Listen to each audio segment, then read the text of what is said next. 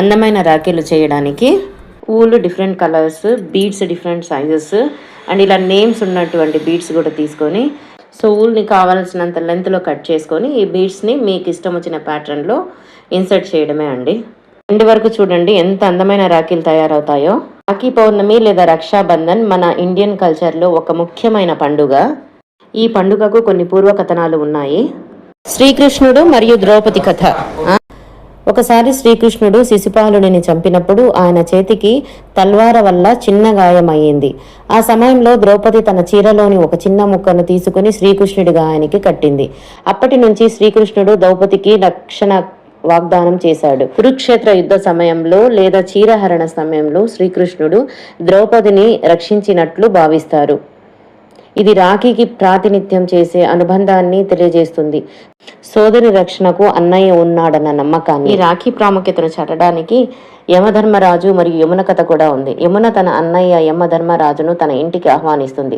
ఆ సమయంలో రాఖీ కట్టి అన్నదమ్ము ప్రేమను ప్రదర్శిస్తుంది. దానివల్ల యమధర్మరాజు ప్రతి సంవత్సరం ఆ రోజు తనను కలవాలని ఆ క్షణం అనుగ్రహిస్తుందని భావించి ఆ రోజు రక్షాబంధన్గా ప్రాముఖ్యత పొందింది. అలెగ్జాండర్ భార్య మరియు పురురాజు.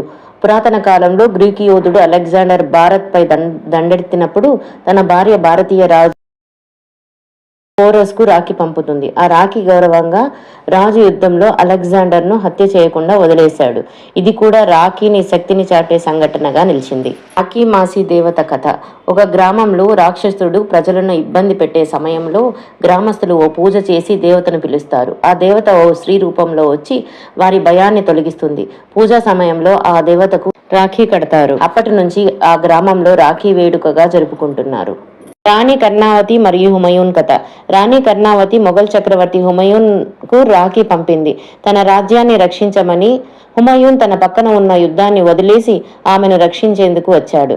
ఇది రాఖీ శక్తిని తెలియజేసే చారిత్రక ఉదాహరణ. ఇది సోదరి ప్రేమ ఎంత శక్తివంతమో చూపించే కథ. ఈ కథలు రాఖీ పండుగలోని భావోద్వేగాన్ని, భారతీయ సాంప్రదాయాన్ని, కుటుంబాల బంధాలను ప్రతిబింబిస్తాయి. మీరు వీటిని పిల్లలకు చెబుతూ వారి మనస్సుల్లో కూడా రాఖీ పండుగ ప్రాముఖ్యతను నాటవచ్చు. ఈ రాఖీ పండుగ అందరి జీవితంలో ఆనందం, శాంతి మరియు ఆరోగ్యం నింపాలని కోరుకుంటూ రాఖీ పండుగ జరుపుకునే అందరూ అక్క, చెల్లి, తమ్ముడు, అన్నయ్యలకు రాఖీ శుభాకాంక్షలు. చూడండి ఎంత సింపుల్గా ఎంత మంచి రాఖీలు తయారయ్యాయి. మీరు కూడా మీ అన్నయ్యలకు, చెల్లెళ్ళకు, తమ్ముళ్లకు ఇలాంటి రాఖీలు ప్రిపేర్ చేసి కట్టండి. వాళ్ళు చాలా హ్యాపీగా ఫీల్ అవుతారు. మీకు కూడా చేసినందుకు చాలా హ్యాపీగా ఉంటుంది.